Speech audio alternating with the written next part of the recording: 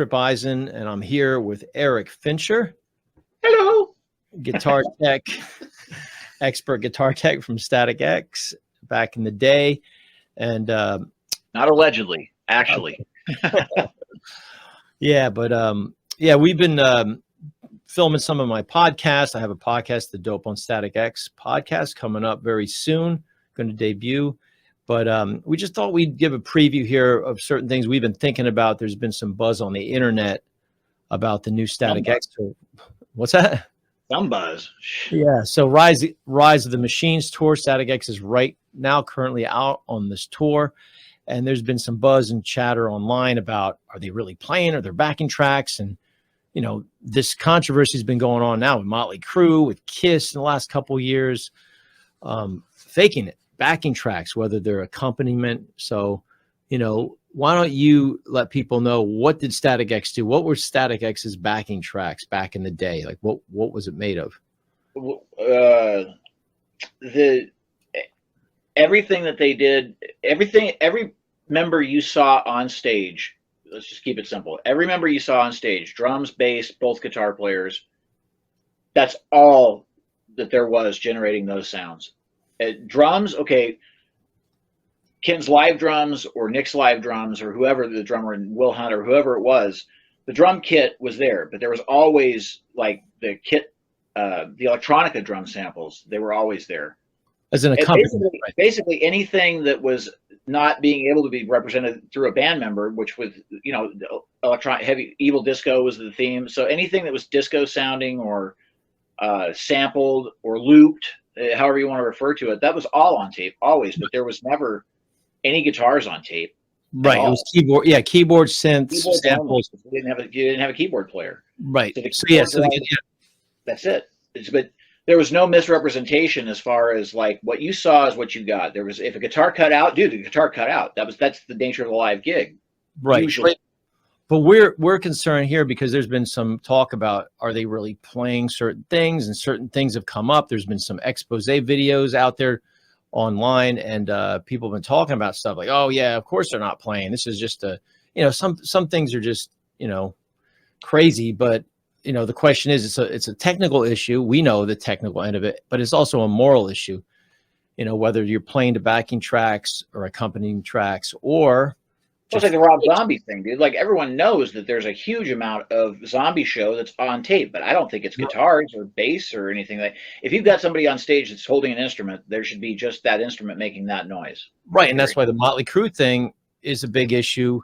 Right. And then Kiss the last couple of years is, Paul Stanley, and it's the video. Some of it's like, but some of the videos you and I have seen now online, it's like, it looks like something's up. So we were going to just look at some of this stuff and just give you our opinion about it. I mean, I played all these songs. I was in the band. I played the first 4 albums.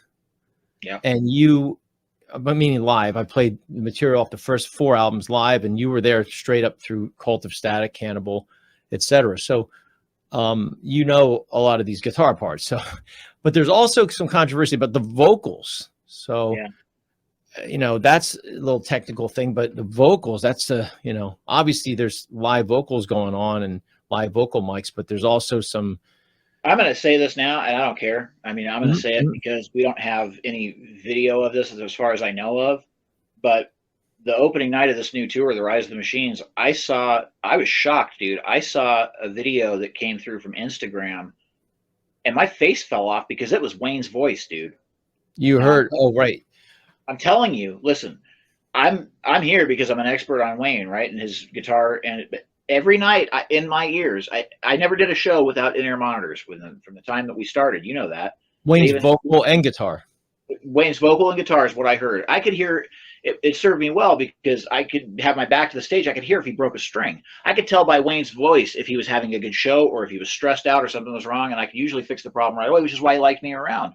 But I'm telling you, I've had Wayne's vocals pumped into my ears more than probably any other human being besides Wayne, or maybe Tony, or somebody else has been around that long. And I'm telling you that what I saw, that first clip on Instagram, that was Wayne, dude. Well, yeah, and some fans, like, you can be some fans might be, well, that's cool. They're using Wayne's voice. It's like Wayne's there, that, and other people be like, that ain't right. Like what the heck's going on? So it's a moral issue. Some people be like, I'm cool with that. But other people like is the band going to come clean? Will the band come clean and say it?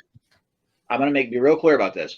There was a time in that same video when started singing again, and it was totally different then than what was just there for the whole second verse. Oh, Zero, you mean? Oh, whoever. Yeah. Well, yeah. Well, so there's been some expose videos. So let's hit the first one that this is something that is, floating around the internet here.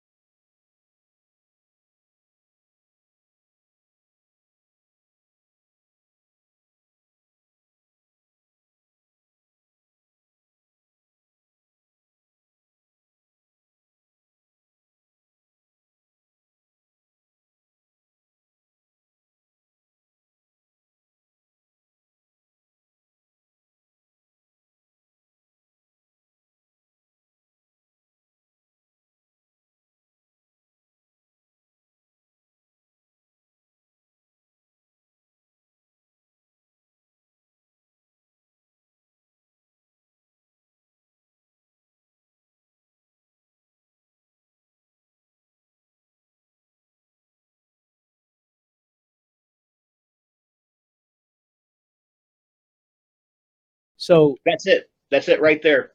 The premise there is this. He's playing all three video shows at once. He's doing them singly, and then he added all three at once. Right. That is the same vocal performance all three times. Right, and you would hear the phasing, and you'd hear like an echo. You'd hear something, because not every night do you sing every syllable exactly the same. And this is like so. And there's going to be people like, that saves his voice and everything else. And it harkens back to something that Tony said to me in 2018, which I told you this story. I was involved with StaticX from 2016 to 2019. I would say I was a member of the band. I was involved with a lot of all the inside stuff. I got their whole reunion together. So that's a whole another story. But the point is, I was talking to Tony about this. So when it came up, and this is unfortunate to have to say this, but he was like, I said, Dope and StaticX are playing the same show. You got your dude there singing. Going on. You got, what's that? He said, I've always been wondered how an artist could double dip on a show on an entire tour. And it's one thing if it happens, you come out like Wayne used to go out and guest with Stained. Right. That's one song, dude. How are you going to do a whole two sets and give your audience 100% both times? You can't do it.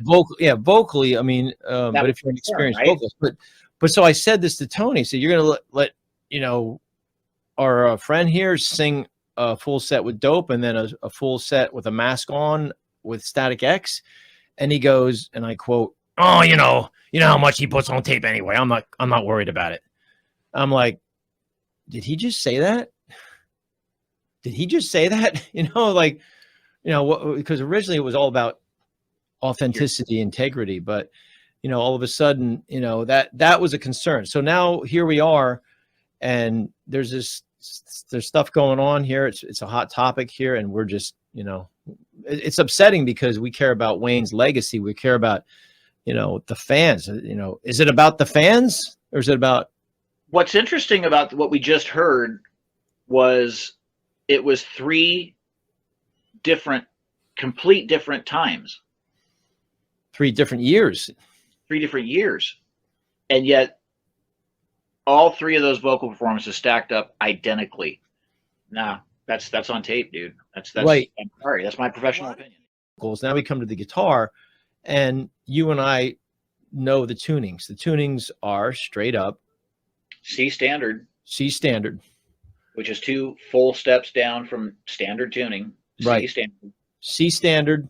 And then as of Shadow Zone, there was half the album was in drop A sharp. You just drop D style just with C standard tuning. So that makes the low string A sharp.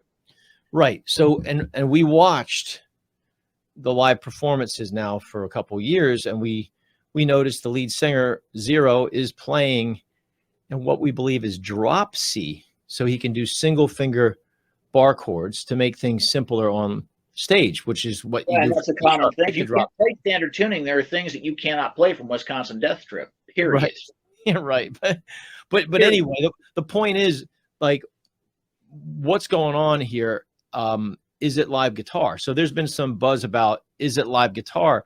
And some of the videos that we're finding, it seems like Zero's hitting wrong frets, hitting the wrong fret, hitting the wrong fret, hitting the wrong fret way too much, and you don't hear anything. No discrepancies. Right. So so this is another video we discovered, and this is what.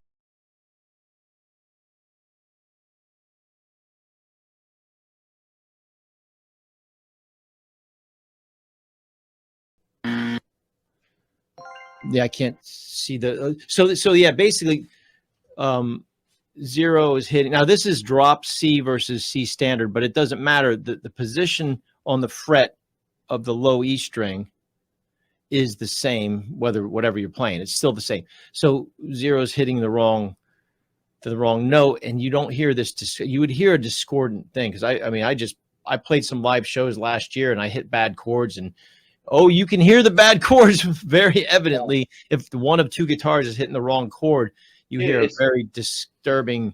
I mean, I remember as a musician, it's your biggest fear. I mean, it's the one thing that you don't want to hear is a wrong note. Right. It's embarrassing. Yeah. So it's like something that we're like we're looking at this, and there's these videos. What was that? What is this called? Hold on. This is Evil Disco Placebo. So is there another one? Is there like Almost Stupid or something?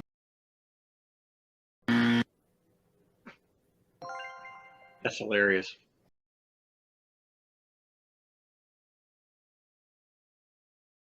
All right, stop.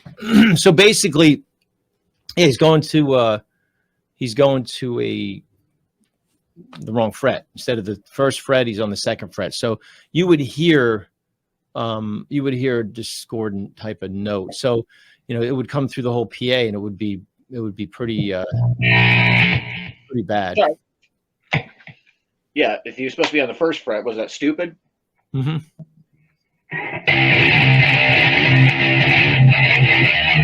That's the second fret. Mm-hmm. Not good.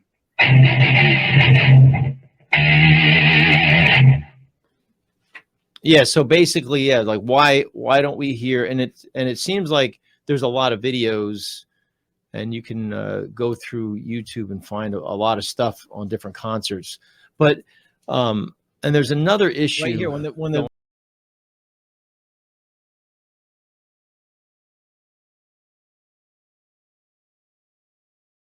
and his hand strumming there. You see the hand just but it doesn't sound that way. Right, see that?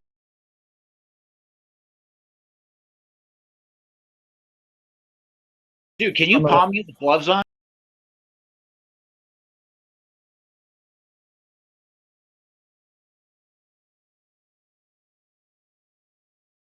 Well, no, the gloves are cut out, so underneath it's just bare hands.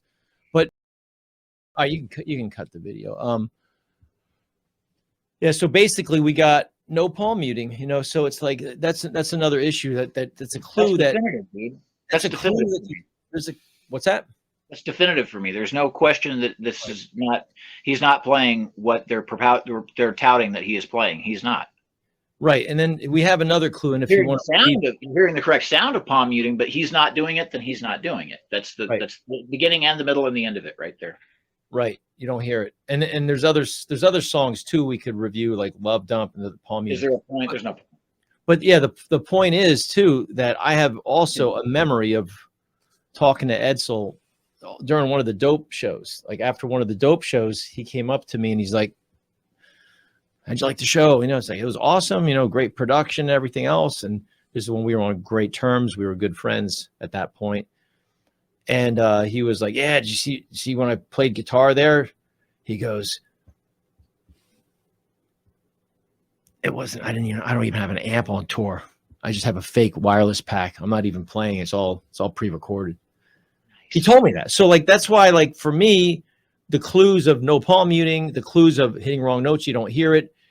It's just a no-brainer. I know there's no real live guitars for the lead singer of StaticX, be it Zero, be it whatever you want to call them. It's not live guitar. It's wrong. It's just like these days, it's not that hard to play guitar. Everyone makes fun of StaticX is just 2 notes. It's so easy to play. Well, it's not so easy to play and sing like Wayne, but if the vocals may not be real, like we just showed, if the guitar may not be real, if Guy can play, then why isn't he? Right. And if you got teleprompters, which fair enough, it's starting to become more commonplace, but you got teleprompters there, you got maybe a lot of vocals on tape, and you got guitars on tape. That's like, what's going on here? Is it fair to Wayne's legacy to have a singer, a front man up there that's not there's something going on here, and you can believe our take on it. You can believe we have an axe to grind or something, but we're looking at this. People are talking about it, and we just wanted to share our opinions about this stuff. For myself, I've left my personal opinions at the door, dude. This was strictly a critique on the mechanics of what it takes to play the songs versus what I saw, and they're not the same. And you're looking at this, and you're going, what if this is true, which it feels like this is where this is going. Ed's like Tony Campos, Ken Jay, and Koichi are playing on stage with somebody who's not necessarily doing it like they are. They're like they got their pal on stage that's just can't be honest. What is he? I mean, right? He's a not like they like to say he's just an entity. It's just an entity. So who cares if the entity is playing or not? I guess it doesn't matter that the entity is playing. But it's sad because the band was a legitimate live band, and it's upsetting. So what's going on with StaticX? And this is something, and that's why I just want to say, dude, we're not. Our motivation is not to cut them down or disparage them. This is about the legacy of StaticX. This is about the Wayne's honor, whatever Wayne's honor is worth. It's worth a lot to you and I. It's not about just having a cash grab, hey, we got to do this for Wayne. Well, then honor Wayne and play some live music, right. And there's been some other, been some things you're looking at, like it's questionable, and that's why we're talking about it now, so we want to let people know that our motivation is not to cut them down. People are enjoying the show. It's a big production, but we don't want to, as far as I'm concerned, say it now. Just understand you're seeing a show and not a live gig. Right. You don't want to. Is it the Wizard of Oz? Pay no attention to the man behind the curtain. Just enjoy the show. Enjoy the show. It's an entity. We care about this stuff. We're going to be talking about this stuff on my podcast a little bit more, but we're going to be talking about a lot of fun stuff and good memories. Machine, Shadow Zone, good memories of a lot of stuff. But we just. We just felt like we had to talk about this because this is kind of a pertinent issue. They are on tour, and we just want to let people know. The Dope on StaticX podcast, Erik Fincher, Tripp Eisen. I'll have a lot of other guests too. See ya.